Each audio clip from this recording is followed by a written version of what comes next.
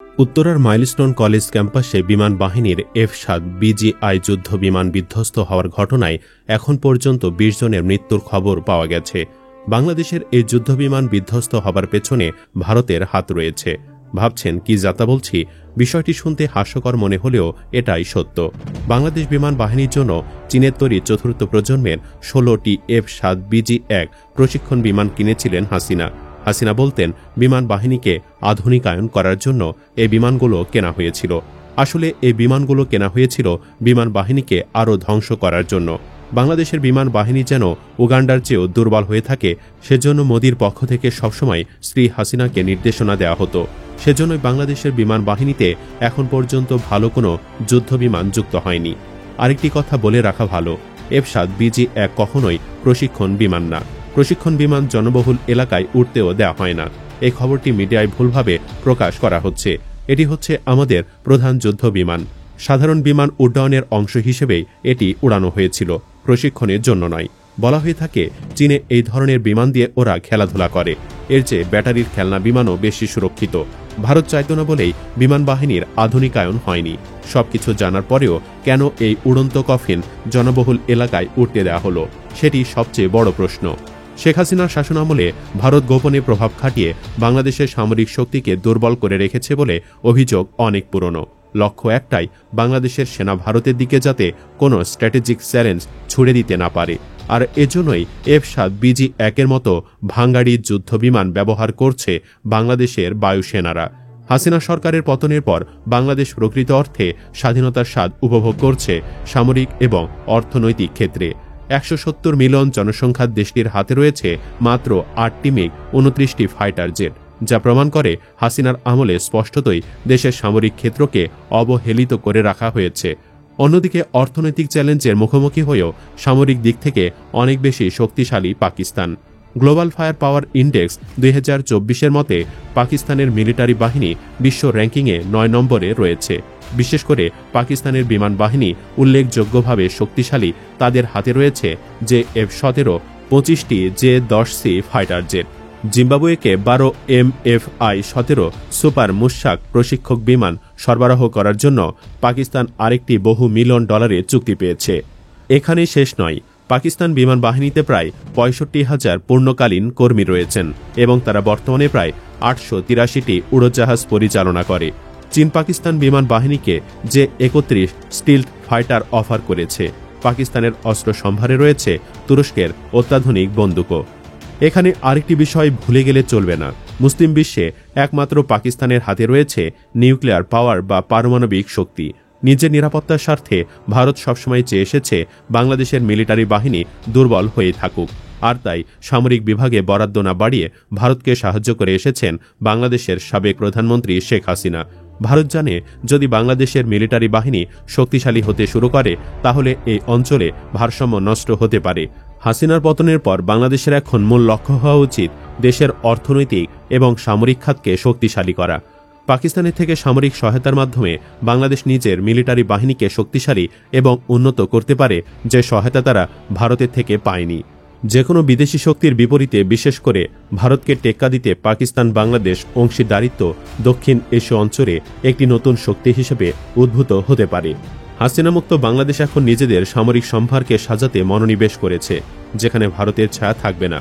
বাংলাদেশের ভবিষ্যৎ উজ্জ্বল, তাই বাংলাদেশের কারোর হাতের পুতুল হয়ে থাকার দরকার নেই। আগামী দিনে পাকিস্তান বাংলাদেশ দক্ষিণ এশীয় অঞ্চলে একটি নতুন সমীকরণ তৈরি করতে পারে, বিশেষ করে ভারতকে চাপে রেখে।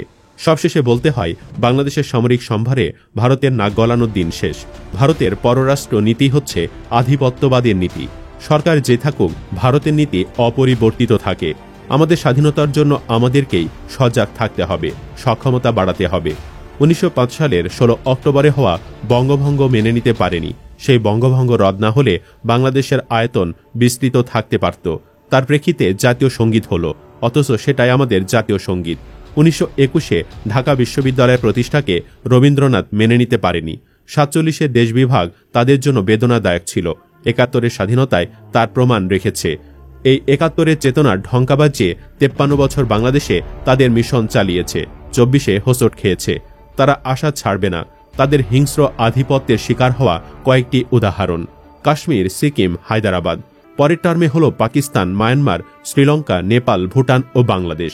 যাই হোক, এখন নিশ্চয়ই বুঝতে পারছেন কিভাবে এই যুদ্ধবিমান বিধ্বস্ত হওয়ার পেছনে ভারতের হাত রয়েছে। এবার সাম্প্রতিক আলোচনাতেই ফেরা যাক। আন্তঃবাহিনী জনসংযোগ পরিদপ্তর আইএসপিআর জানিয়েছে, বাংলাদেশ বিমান বাহিনীর F-7 BG-1 বিমানটি উত্তরায় বিধ্বস্ত হয়। বিমানটি দুপুর 1:06 উড্ডয়ন করেছিল। এর 12 মিনিটের মাথায় 1:18 উত্তরার মাইলস্টোন স্কুল ও কলেজ ক্যাম্পাসে বিমানটি বিধ্বস্ত হয়। জানা গেছে, বিধ্বস্ত বিমানটিতে ছিলেন স্কোয়াড্রন লিডার তৌকির। তিনি মারা গেছেন বলে জানা গেছে। সোমবার বিকাল 3:45টার দিকে সম্মিলিত সামরিক হাসপাতালে মারা যান তিনি। আন্তঃবাহিনী জনসংযোগ পরিদপ্তর এ তথ্য নিশ্চিত করেছে। এবারই প্রথম নয়, এর আগেও একাধিকবার বিমান বাহিনীর বিমানে দুর্ঘটনা ঘটেছে। 2008 সালে টাঙ্গাইলের ঘাটাইলে F-7 বিমানের পাইলট ইজেক্ট করেও প্যারাসুট না খুলে মারা যান। 2015 সালে পতেঙ্গা থেকে উড্ডয়ন করে বঙ্গোপসাগরে নিখোঁজ হয় একটি F-7 MB জেট। পাইলটের কোনো খোঁজ মেলেনি। 2018 সালে ঢাকার অদূরে রসুলপুরে F-7 BG জেট বিধ্বস্ত হয়ে pilot wing commander Arif Ahmed Dipu নিহত হন।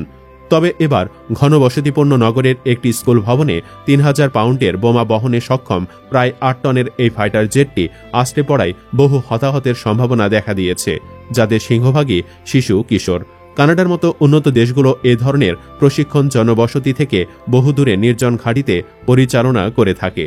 বাংলাদেশ বিমান বাহিনীর যে কোনো প্রশিক্ষণ কার্যক্রম অবশ্যই রাজধানীর বাহিরে নির্জন ও নিরাপদ ঘাঁটিতে হওয়া বাঞ্ছনীয়। কত মায়ের বুক যে খালি হবে ভাবতেই মাথা কাজ করছে না। হে আল্লাহ, তুমি আমাদের সন্তানদের হেফাজত করো, আমিন। পরিশেষে একটি কথাই বলতে চাই, এই দায় ভারতের নয়, এই দায় আমাদেরই। একটি রাষ্ট্র যখন নিজের ব্রিলিয়ান্ট পাইলটদের পরীক্ষা নামে মেরে ফেলে, সেটা দুর্ঘটনা নয়, সেটা অবহেলা, সেটা অপরাধ। বাংলাদেশের আকাশে এখনও 70 দশকের প্লেন উঠছে, যেগুলো আধুনিক যুদ্ধক্ষেত্রে তো নয়, প্রশিক্ষণের জন্য উপযুক্ত নয়। এই প্লেনগুলো পৃথিবীর উন্নত দেশগুলো 30 বছর আগে রিসাইক্লিং কারখানায় পাঠিয়ে দিয়েছে। বাংলাদেশের একজন পাইলটের জীবন কি এতটাই সস্তা? আপনি যদি নিজের সেনাবাহিনী, এয়ারফোর্সের ভবিষ্যৎ নিয়ে উদাসীন থাকেন, তাহলে কার নিরাপত্তা নিশ্চিত করছেন?